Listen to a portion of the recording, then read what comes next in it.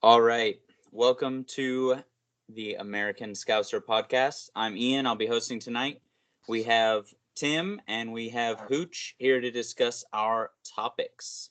We'll be focusing particularly on two articles that I actually authored on relegation and promotion roundups. And then we'll talk a bit of top four in the Prem and a little bit just kind of fun touching on the international break. So let's start with the relegation battle.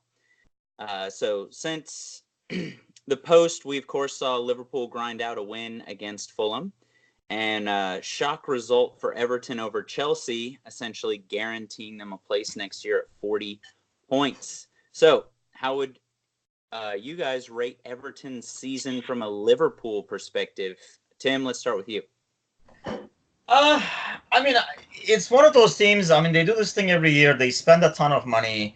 I remember talking about it like a few months ago. I think it's just almost like they add players just to add players sometimes. There's no game plan. I mean, it's obviously, I mean, with the amount of investment they do, just basically barely making sure they're staying in the Premier League has to be a huge disappointment to any Everton fan. So a Liverpool fan, it's just fun to watch. But to an Everton fan, I would think they will be quite upset that they started this year. I mean, every year they do stuff over the summer, and there's always a couple of pundits that say, "Oh, Everton is entering this year looking better than Liverpool and stuff like that," and it's like the same disaster every year. New coach, still kind of like the same issues.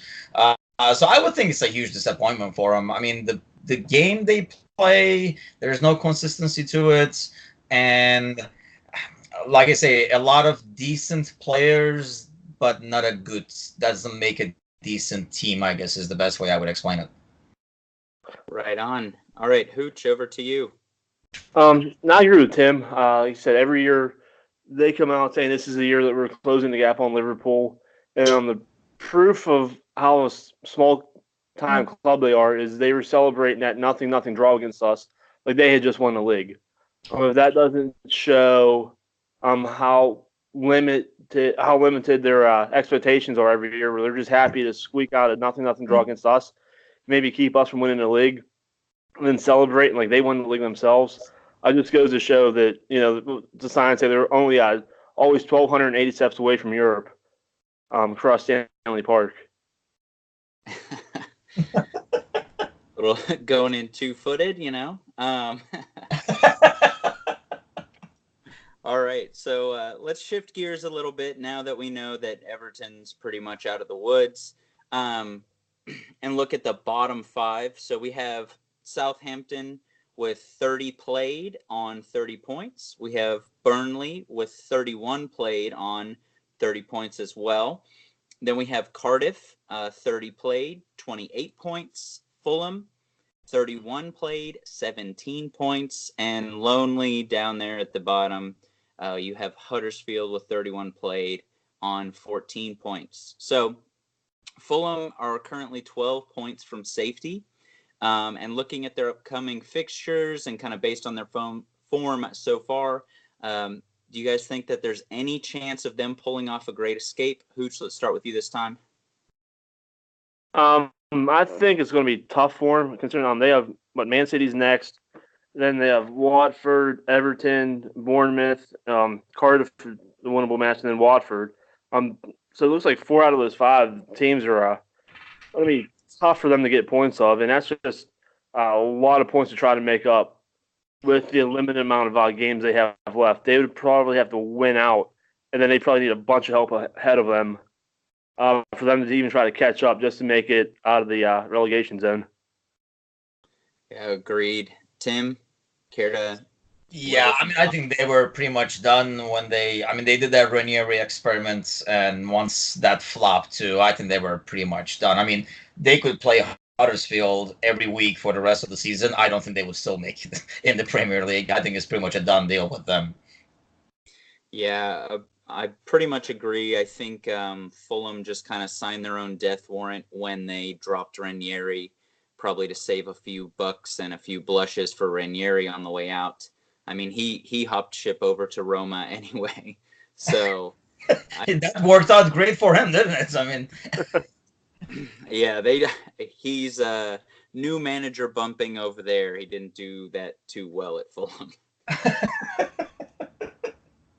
All right, so I guess let's focus on who y'all think will fall into that last spot: Cardiff, Burnley, or Southampton. Tim, let's start with you. Uh, my head says Cardiff, just based on the games they have left. They're already, they have a game in hand, but it is against Brighton, and Brighton is going to be, and it's at Brighton, I think. So, I mean, just looking at the rest of their games, Cardiff has a tough run. So my head says Cardiff. My heart says Burnley, because I can't stand their coach. I can't stand like the way they approach the game where I mean, it's one thing to not let you play by playing defense, but they almost try to make you not play by being over physical and, making you scared to go into the ball and stuff like that. I mean, it's just the style they play, the approach they play. It's a rugby/football kind of thing they got going there. So, and, their Sean Dyche douche is always whining about something. So I wish it would be Burnley, but I think looking at the schedule, it is going to end up being Cardiff. All right, what about you, Hooch? Yeah, I agree with Tim. I think it's going to be Cardiff. They just have too much to overcome. But yeah, it would be wonderful to see Burnley get relegated. Just like Tim said, how they play, it's not even a fun game to watch. It's almost watching like a pickup football match, and it's just sloppy. It's not aesthetically pleasing to the eye. It's just it'd be nice for them to drop out and then we don't have to deal with them next year. Yeah, I mean that I would say, even though I feel like I predicted Cardiff to go down just based on the fact that I think they have 4 matches against top 6 sides still to come. Yeah. So that's tough to overcome. But Cardiff, Cardiff do have kind of a penchant for nicking a point here or there. So you never know. I think that one's going to be real tight as it comes to the finish line of the season. So something else I'd like to touch on is how are you guys kind of perceiving this whole, I guess, culture change and style of play that we're seeing with Southampton and Hassan Hudl coming in and kind of transforming that squad? Hooch, you want to start us off? Yeah, I think it's they're one of those clubs that it's surprising to see that they're that far down in the standings. They're normally all right around the mid-table, so to see them struggling like this, it's a little bit of a surprise. But guess the upside would be if they do struggle and they go down, there's probably another player or two for us to be able to poach off of them. But yeah, it's just a surprise to see them sinking this low. Like I said, they're always right around that mid-table level. So hopefully they can stay up and get back to that. And Tim? I think that guy reminds me, he's like a poor man's Klopp, isn't he?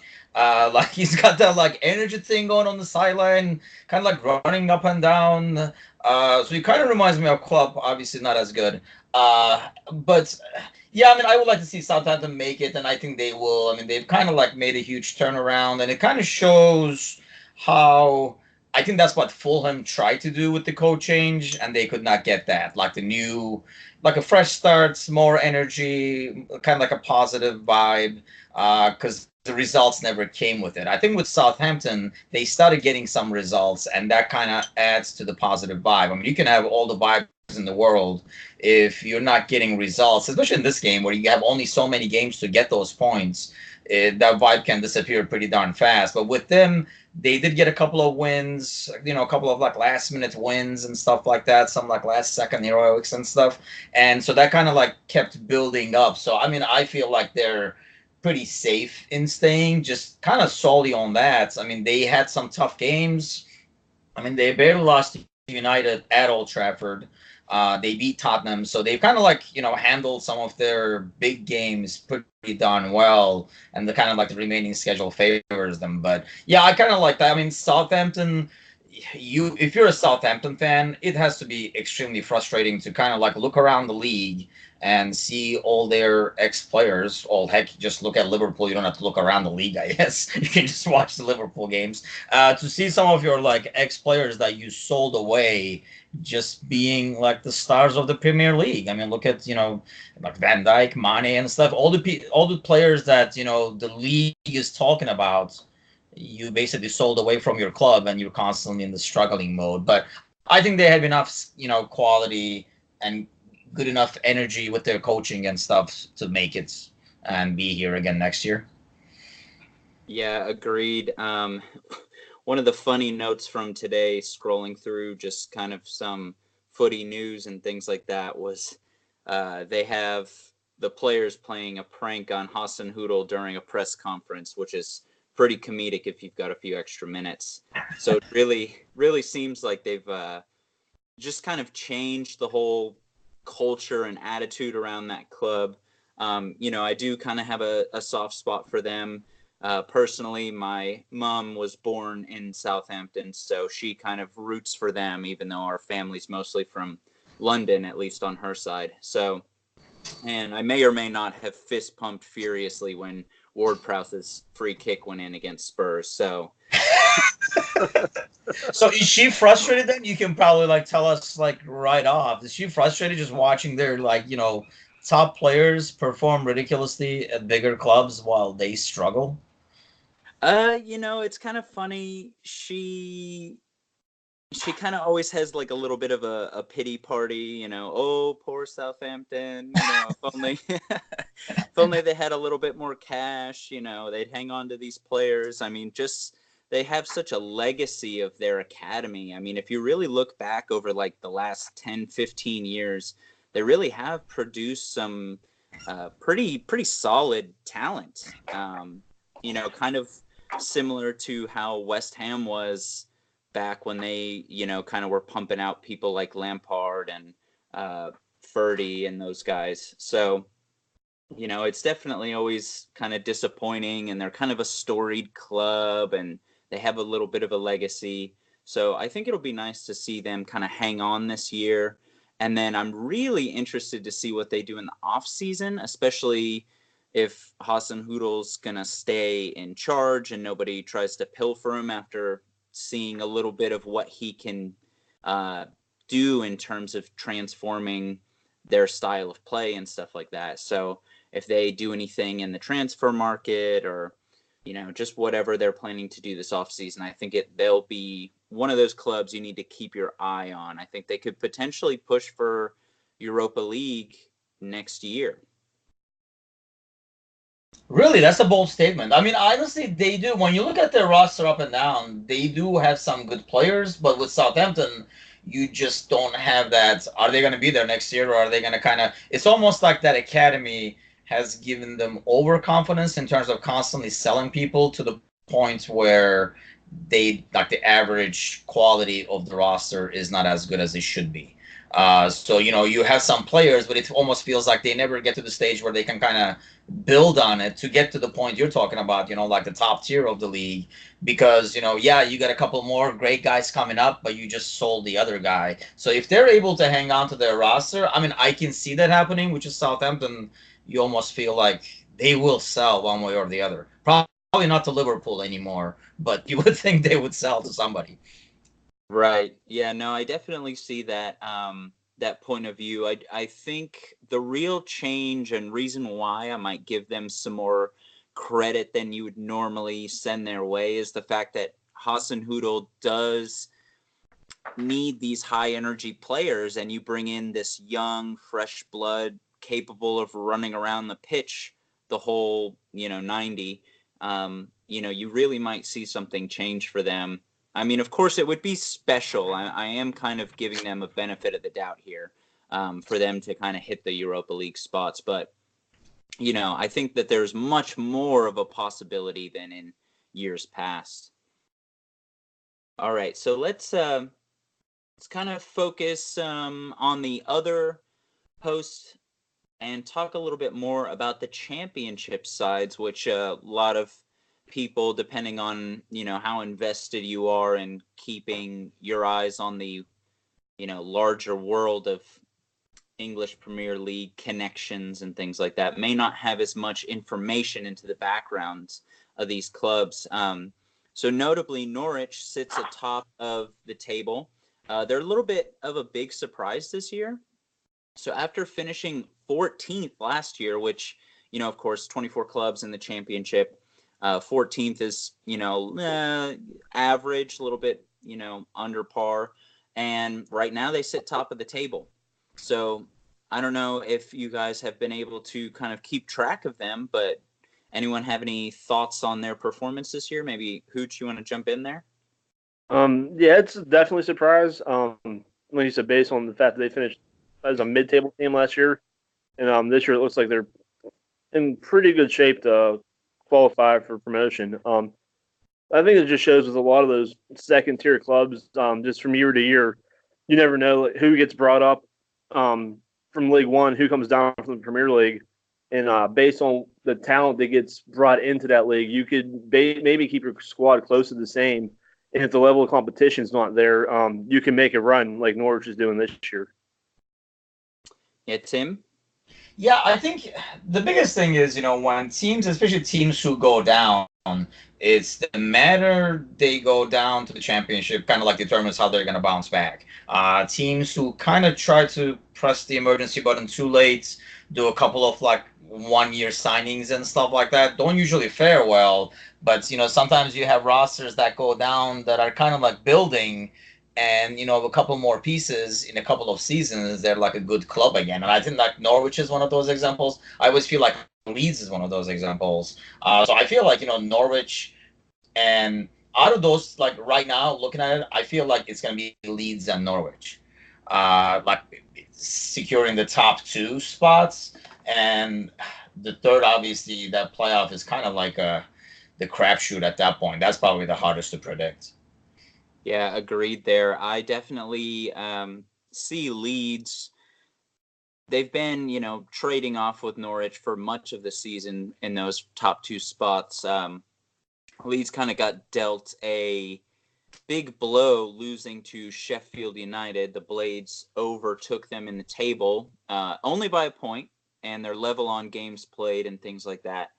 And the goal differential isn't huge, but it is 6 now after the win for the Blades, Sheffield United. So I think it'll be interesting watching kind of who's going to vie for that second spot. Norwich is a bit ahead. They've got a 4-point gap on second. So I really feel like Norwich, will probably hang on to that top spot, but we'll get some interesting kind of all-out play from Leeds and Sheffield sitting in second and third there.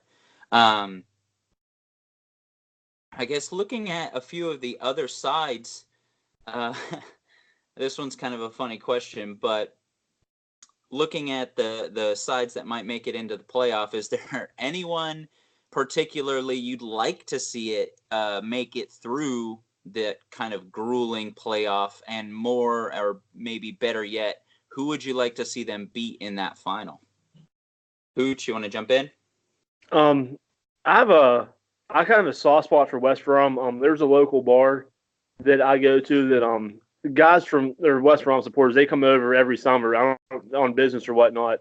So from getting to know them and getting to talking to them and exchanging stories and how I became a Liverpool fan, how they're and of course they're from West Brom.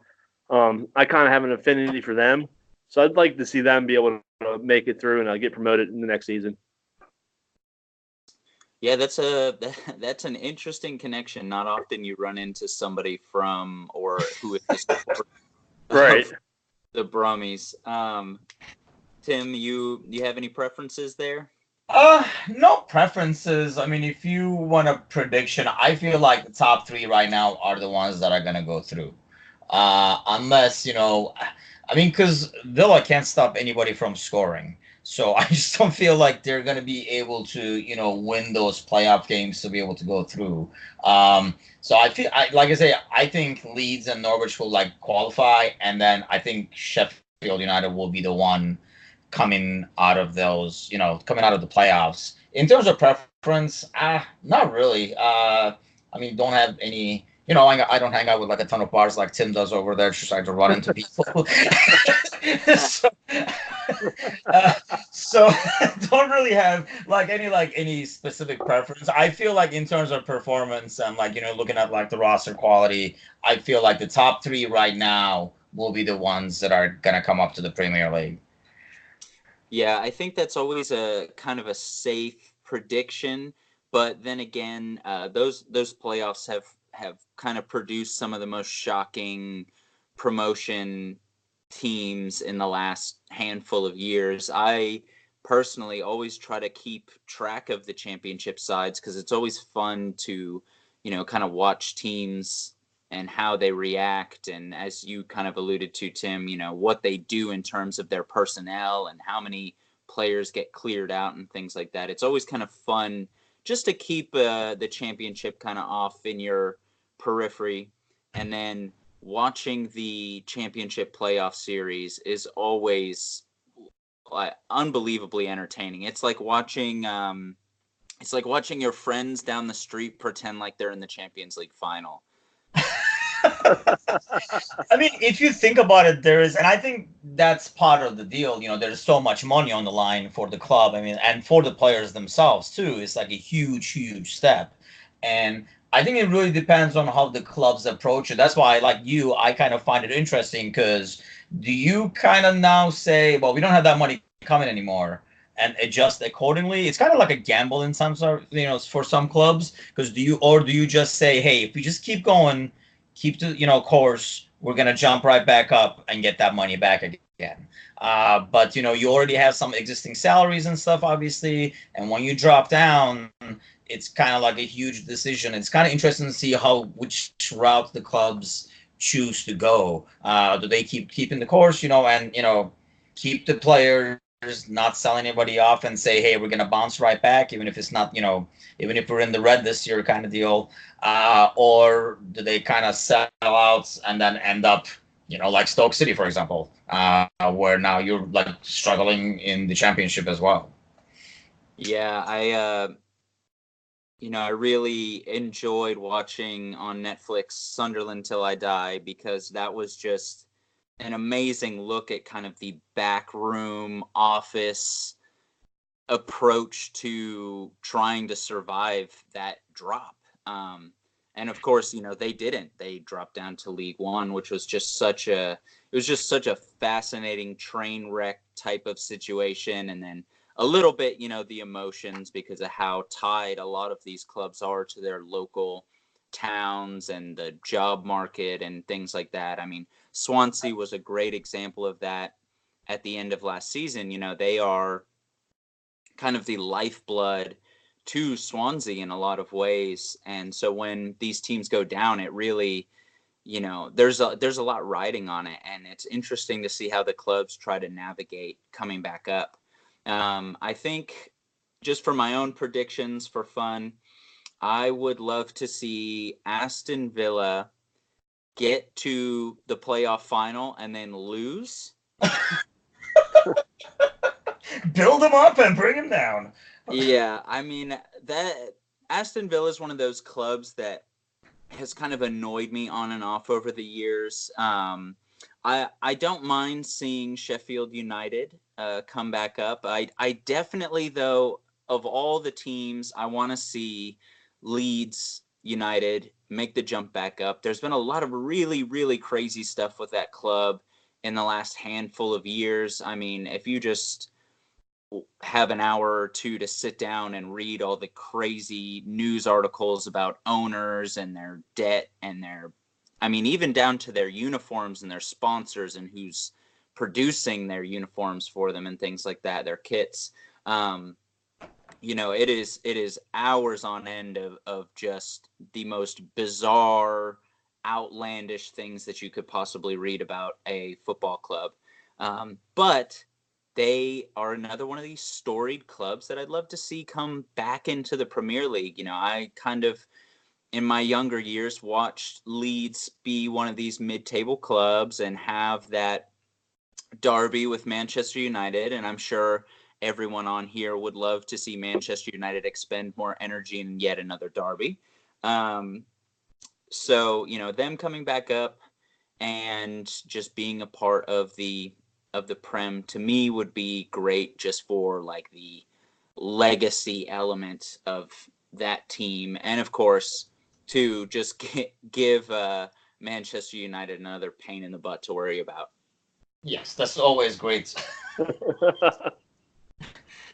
Right. So let's have some Prem talk now that we've kind of talked about all these teams potentially leaving and things like that and coming up.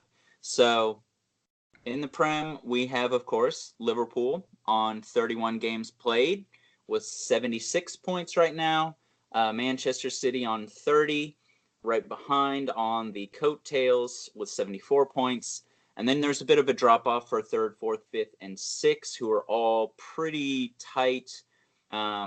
Spurs, Arsenal, Man U, Chelsea, all on 30 played, and Spurs on 61, Arsenal on 60, Man U on 58, and Chelsea on 57. So seeing Spurs fall away in recent weeks and it down to a 1-point race between City and Liverpool, and I hesitate to ask this question, but being honest, can Liverpool do it? Tim, you want to start us off? I think so. I think they have. I mean, this Tottenham game is huge, obviously, when we come back.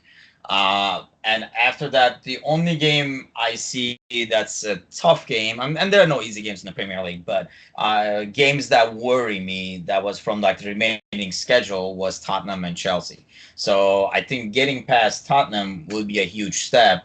I mean, I feel like City has to lose a point somewhere, and they do have some tough games too. I mean, they have like they're gonna play United, so I think so.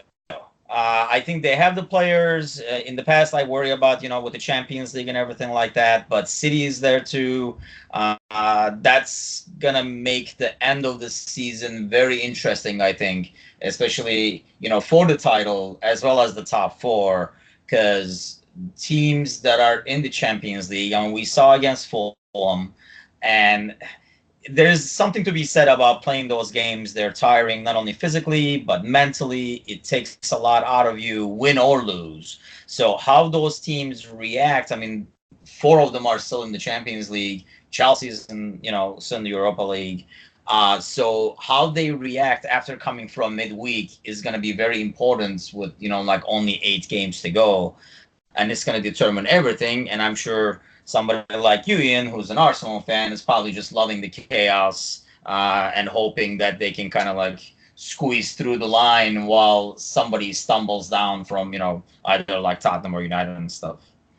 I mean, anybody but City winning the title to me is good. Obviously, except for Spurs, But Don't have to worry about that. That's it. Was the given, right?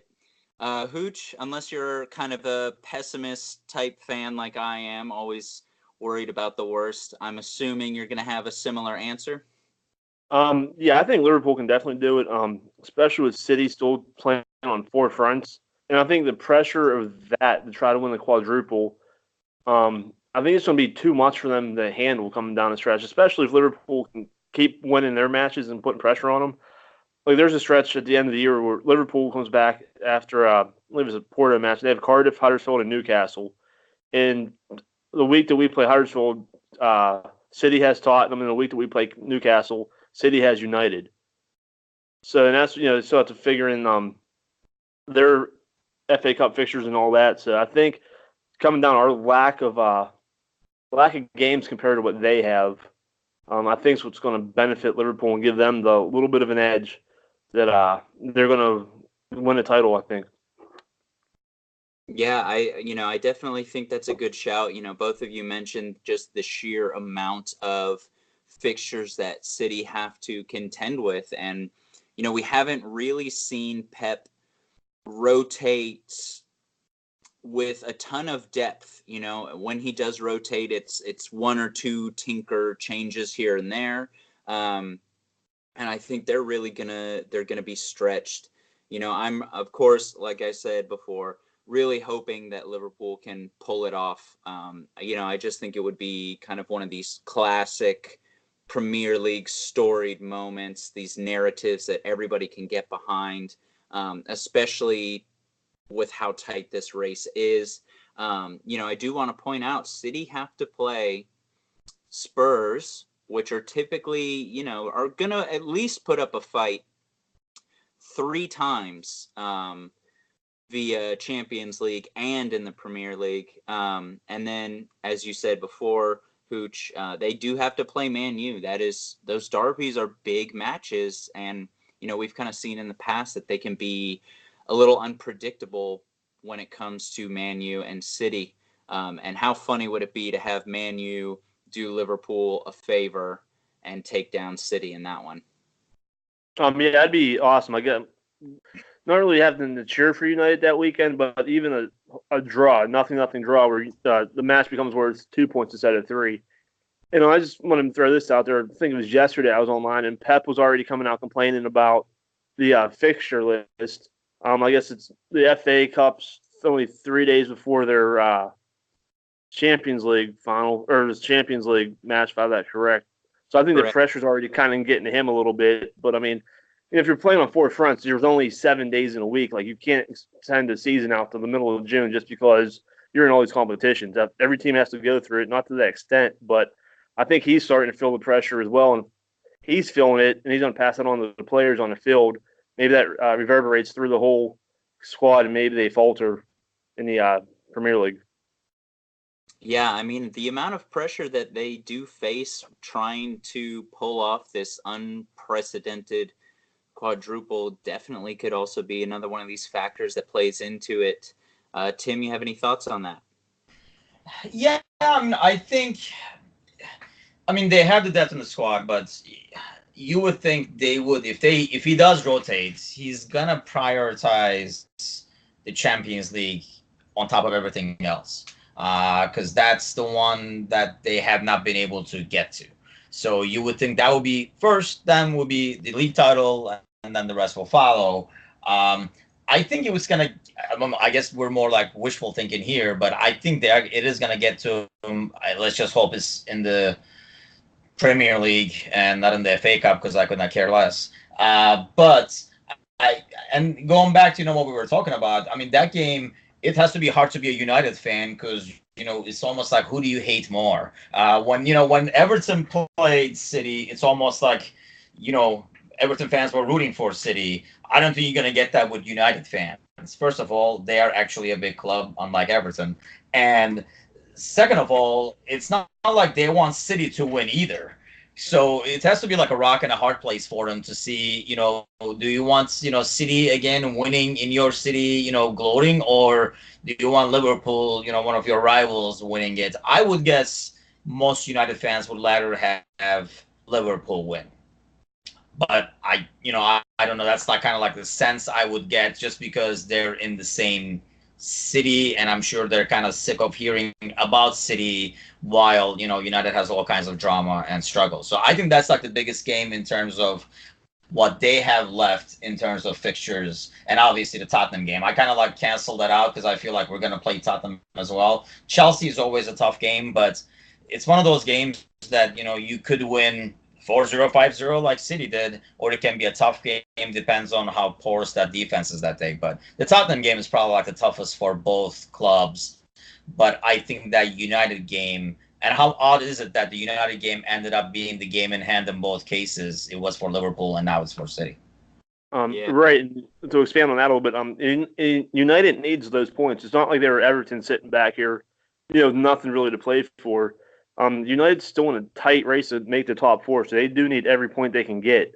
So it's not like if they just hold them to a draw, if they, it's important for them to get points too, not just sit back and drop 2 points and settle for a draw. They need to collect every point they can to try to make it back into that top 4. Right, especially after drawing Barcelona in the Champions League. You'd have to think that their chances are pretty slim of advancing and reclaiming a spot in the CL next season by winning it. So that's definitely something that Man U will be thinking about in the back of their mind. So let's just hope they don't magically decide to throw that match between now and then. So, all right.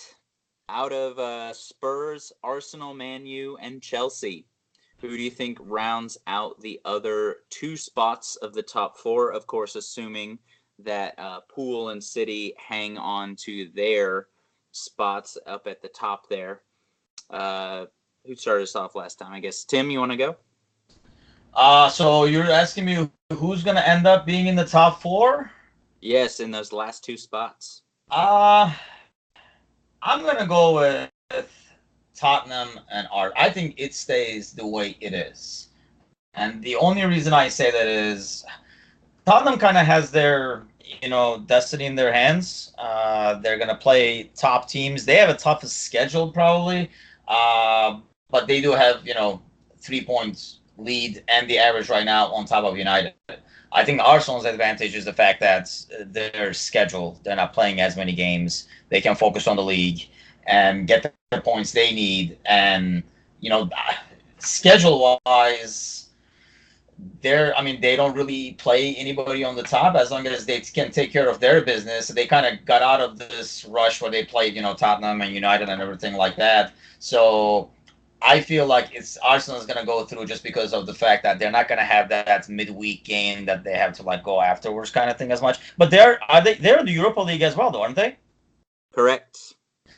So I guess, well, yeah, that's right. Because in my mind, after that first game, I kind of erased them as they went out, but they had a huge comeback. But I still go with Arsenal just based on their schedule. I think they make it through, and I think Tottenham has the quality to kind of stay up. I feel like United's momentum is slowly coming to an end. That initial rush of, we're constantly winning, the positive vibes are kind of going away, along with some of the injuries they've had.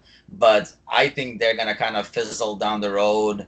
I don't see them doing well against Barcelona, so that will demoralize them even further, I think. So I go with Tottenham and Arsenal. All right. Hooch? I know it doesn't make for a good conversation, but I agree with Tim. Obviously, I think the top two spots are locked up, and I think Tottenham and Arsenal are going to have enough left in the tank to make it. And I agree with Tim. United's momentum kind of fizzled out, and Chelsea's, Sarri's coming back next year. It seems like Hazard already has 1 foot out the door in Madrid, if you're to believe what's being written about his link with them. I think Hazard's ready for the season to be over so he can move on, because that's going on, seems like 2 or 3 seasons at this point, where he's been linked with Madrid. So I think Chelsea just has too much turmoil going on, whether it's Hazard leaving, Sarri getting sacked at the end of the year, and United's just going to fizzle out. I think they're going to get decimated by Barcelona, and I think that could carry over into the league. Say they lose over 2 legs, they lose like a 5-1, a 6-2 type aggregate, and that really sucks the momentum out of them. And I think that's going to carry over into the Premier League, and they're not going to make it.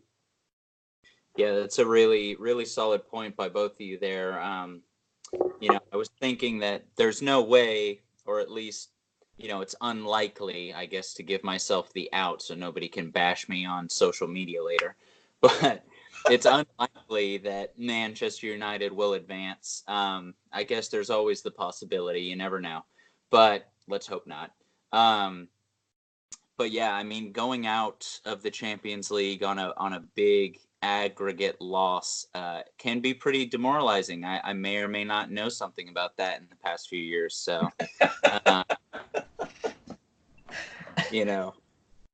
So yeah, I would love to say that things staying as they are now, it is pretty cemented and locked in place. But just with the the track record of course, Spurs being Spurs, and then Arsenal in the last handful of years as well.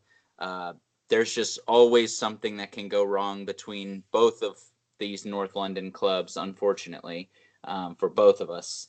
I say that with gritted teeth, sympathizing with Spurs, but still, you just never know. I feel like with Arsenal, I am a little bit of a pessimist over the last few years. That has definitely been ingrained into me as hopes have fluttered. But all right, so let's let's shift gears and I guess talk a little bit more about something light. We have some friendlies and some European qualifying starting in terms of teams trying to get into position for the Euro. I think it's 2020. Correct me if I'm wrong. Yep. All right. So a pretty interesting international break. A couple big notes just from matches today. We saw Robertson, Scotland, our the newly minted captain there. Fortunately for him, he didn't play, but they lost a shocker to Kazakhstan 3-0, which was very, I mean, that one is a shot in the dark. Very, very interesting result there. Netherlands win pretty easily over Belarus. Virgil van Dijk, of course, slamming home a header in that one to give himself a little extra confidence and joy for this international break. And then we see England play the Czech Republic and Montenegro. And there is a special note. Of course, Henderson on the roster, Hendo on the roster. But Rashford is notably ruled out for England, which I think is not only a blow for England, but I feel like they have a little bit of depth with some other young talent. But, that is something else to consider in terms of the top four chase and Man United's season, that he is struggling with an ankle injury. So that's something to keep an eye on as well. So kind of looking over the fixtures earlier myself, are there any matches or maybe players that you guys are looking forward to watching? Hooch? At this point of the season, and I say the same thing every World Cup, it's in Liverpool's best interest for their players to go out as early as possible. The World Cup would be the group stage, and right now it's just getting everybody through these couple weeks to get them back healthy. Because how terrible would it be to see like Van Dijk, God forbid, he comes up with an injury and has to miss a season, or Bobby, for Brazil, something like that. I just want everybody to get through the training okay, get through these matches okay. And I get that the national coach has really no loyalty to their club, because he's coaching, he's managing for his job as well, and to put their country in the best position to qualify. But it would just be a terrible tragedy to see, not even for Liverpool, any of these clubs that have players going out on international duty this late in the year to pick up an unfortunate injury with this little time left in the Premier League. So I just want everybody to come back healthy. Well, I mean, you can always try to enjoy some of the matches too, Hooch. Oh, I know, but at this point, it's just we're this close. Just stay healthy. But it's always fun. Like I'll enjoy watching Brazil. They're a fun team to watch. Teams like that, the big clubs that you don't really get to see all that often. But like Brazil, the Netherlands are fun to watch. Germany's kind of, I don't know what their story is. They just dropped Hummels, Boateng. So they're kind of in a rebuilding or a reloading type phase. So it'll be interesting to see what they do. But yeah, my big thing is everybody comes back to their clubs healthy for the stretch run. Yeah, that's fair. I definitely don't fault you for having those feelings, especially with, your heart and soul club this close to that elusive title. Tim, you have any thoughts? I think that's the problem, is the timing of these games. I think is the worst. I mean, I guess there's no great time for the international break. I mean, I love international soccer. I mean, especially the World Cup, but even the Euros, even the Copa America and stuff like that. It's kind of interesting to see like players out of their club in a different environment, different sometimes, like the way they play and how they adjust and stuff like that. I think it's like, fun to watch. And like some team, I used to love watching Brazil till Neymar showed up, so I gotta wait till he retires now to enjoy Brazil. But I think that's what it is. Like you were saying, Ian, I think we're kind of like so invested in it that we were like, just don't get hurt. I don't care if you score 5 own goals, just don't get hurt kind of an attitude. And I think that's what makes it bad. I mean, you can like Robertson. I mean, there's a lot of injuries out there that are really questionable. And these games actually count. I mean, if they were friendlies, who cares? Try out some young guys, whatever the case is. If anything, the players are risking their position in their national teams.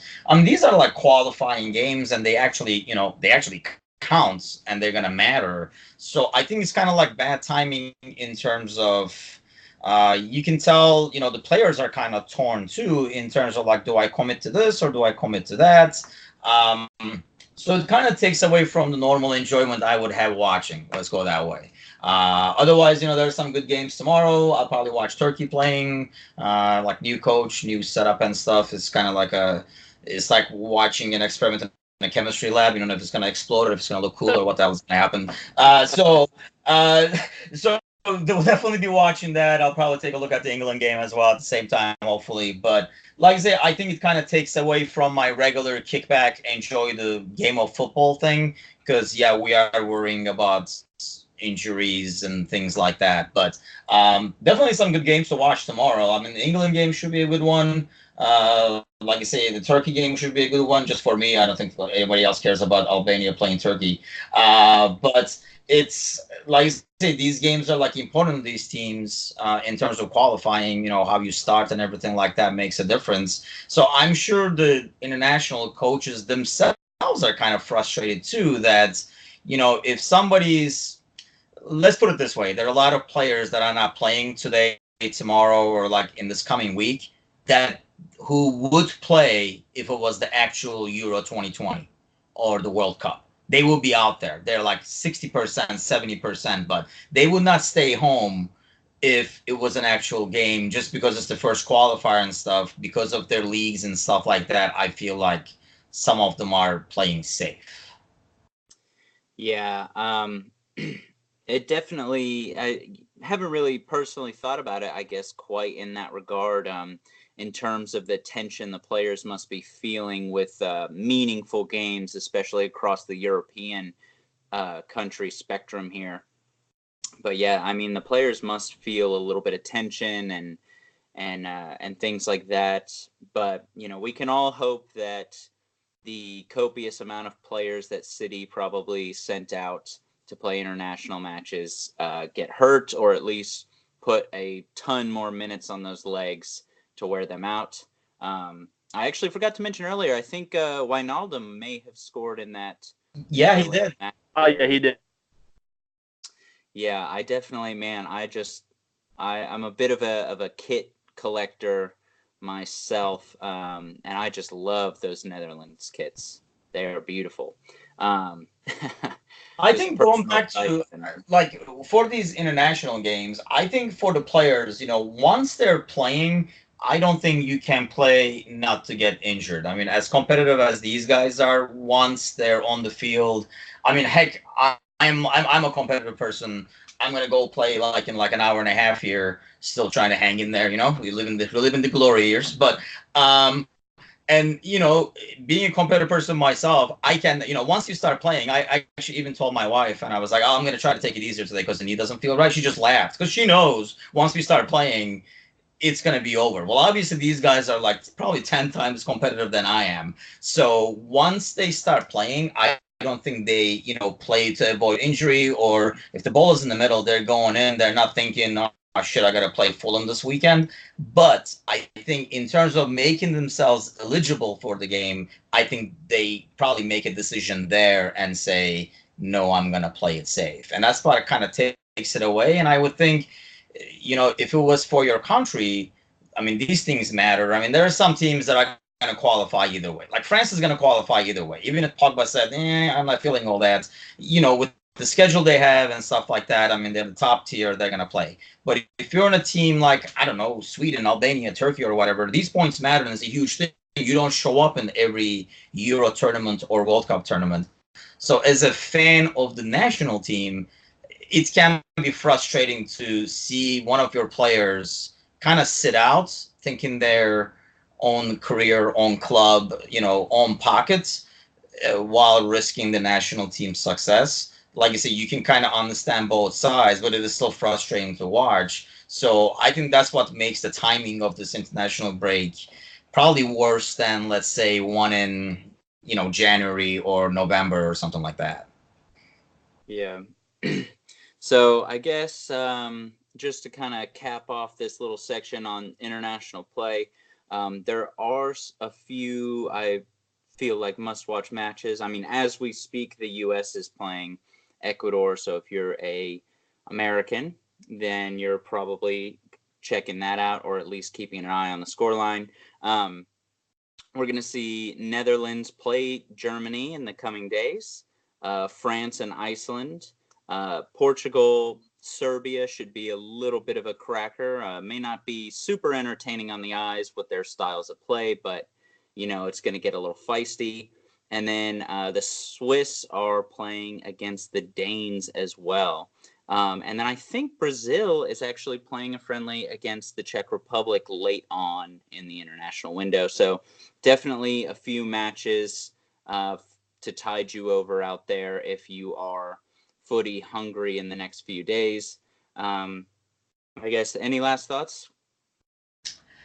No, I think that's what, Tim and I probably can't complain enough about the international break. Kind of like takes away from like the momentum right now. But yeah, I mean, we'll be looking forward to kind of kicking back and watching some football and hoping for nobody getting injured and get some like football in that is kind of like a stress-free football watching. Because anytime you're watching a Liverpool game and stuff, especially if you're a pessimist like me, it's more like standing up watching or on the edge of the seat watching. So it'd be nice to kind of like sit back and watch some football and like enjoy the game a little bit. Yeah. Yeah, I agree. It'll be nice, something to pass the time. But the main thing is to get everybody back healthy for the run-in for the end of the year. Yeah, agreed, boys. Well, Tim, Hooch, thanks for coming on and hanging out with me tonight. And I think that will about do it for this episode of the American Scouser podcast. Make sure you check out any posts that may come up in the next few days on the website, and keep your eye out on social media. All right. Thank you. Thank you.